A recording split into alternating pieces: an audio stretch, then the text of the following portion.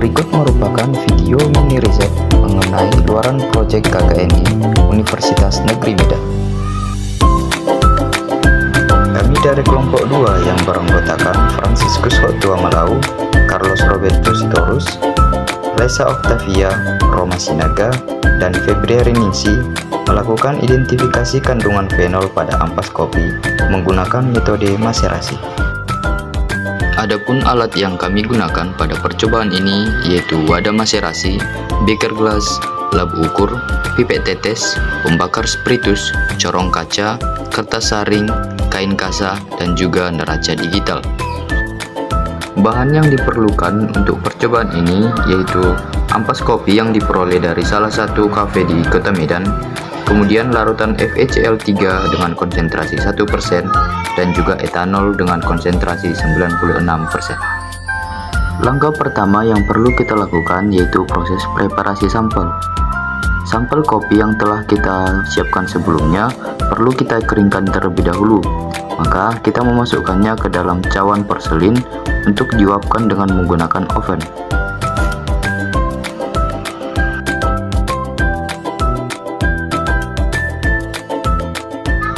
Untuk keselamatan kerja, praktikum perlu memerhatikan beberapa penggunaan alat pelindung diri berupa jas laboratorium, sarung tangan, ataupun penggunaan masker.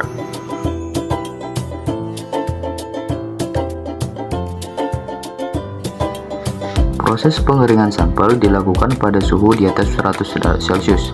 Hal ini bertujuan untuk mengurangi kadar air pada sampel yang digunakan. Setelah beberapa menit, sampel yang telah dikeringkan dikeluarkan dari oven dan dibiarkan hingga dingin kembali. Pada proses ini, sampel harus benar-benar dalam keadaan kering, karena kadar air yang terdapat pada sampel dapat mengganggu proses ekstraksi kandungan fenol pada sampel yang digunakan.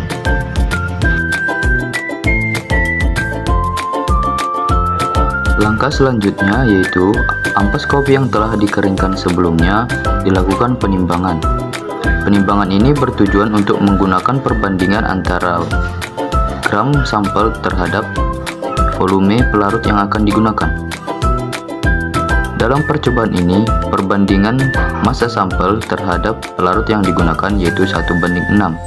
Maka perlu dilakukan penimbangan sebanyak 100 gram ampas kopi yang telah dikeringkan dengan melarutkannya ke dalam 600 ml pelarut etanol 96%. Kemudian, ampas kopi yang telah ditimbang sebelumnya sebanyak 100 gram dimasukkan ke dalam wadah maserasi. Lalu ditambahkan pelarut etanol dengan konsentrasi 96%. Berdasarkan literatur, perbandingan banyak sampel dengan pelarut yang lebih efisien yaitu 1:6. Karena pada percobaan ini digunakan sebanyak 100 gram sampel, maka perlu dilakukan pengukuran pelarut butanol sebanyak 600 ml. Selanjutnya, ke dalam wadah maserasi yang telah berisi ampas kopi ditambahkan etanol sebanyak 600 ml.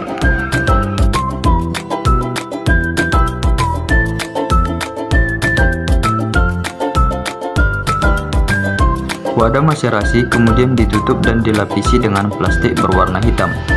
Tujuan pelapisan wadah ini yaitu agar butanol yang bersifat volatil tidak menguap selama proses ekstraksi.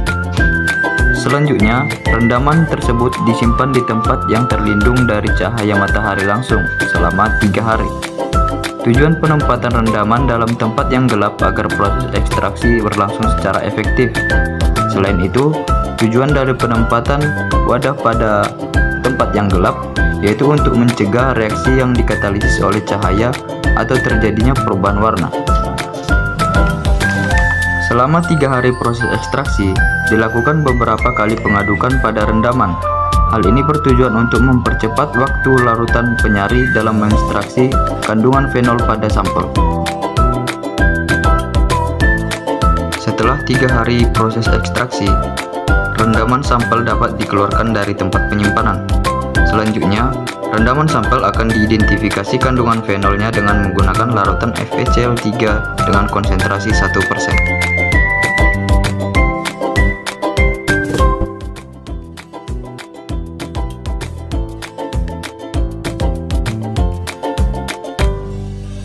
Selanjutnya, dituangkan rendaman sampel ke dalam beker gelas untuk dilakukan proses penyaringan. Pada percobaan ini, proses penyaringan dilakukan sebanyak 2 kali. Penyaringan pertama dilakukan dengan menggunakan kain kasa yang bertujuan untuk memisahkan larutan ekstrak dari ampas kopi yang masih kasar. Kemudian, penyaringan kedua dilakukan dengan kertas saring. Penyaringan kedua ini bertujuan untuk memperoleh ekstrak yang benar-benar terpisah dari ampas kopi yang lolos pada proses penyaringan pertama.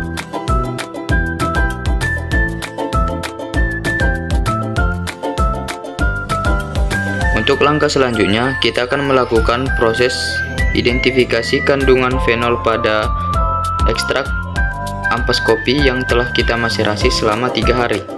Langkah identifikasi dilakukan dengan mengambil beberapa mililiter ekstrak pada proses penyaringan kedua, lalu dimasukkan ke dalam beker gelas.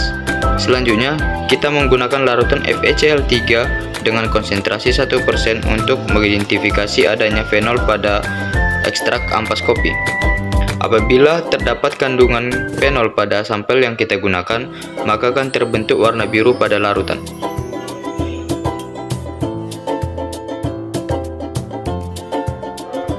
Berdasarkan hasil pengamatan, terbentuk larutan warna biru pada saat ditetesi FeCl3 pada ekstrak sampel. Namun, warna biru yang dihasilkan masih sedikit kehitaman, maka perlu dilakukan penguapan sampel dengan cara pemanasan. Tujuan pemanasan pada proses ini yaitu untuk memperoleh ekstrak pekat dengan menguapkan sebagian pelarut etanol. Fenol memiliki titik didih 181,7 derajat Celcius, sedangkan etanol memiliki titik didih 78,37 derajat Celcius, sehingga pada proses pemanasan komponen yang menguap yaitu kandungan etanol.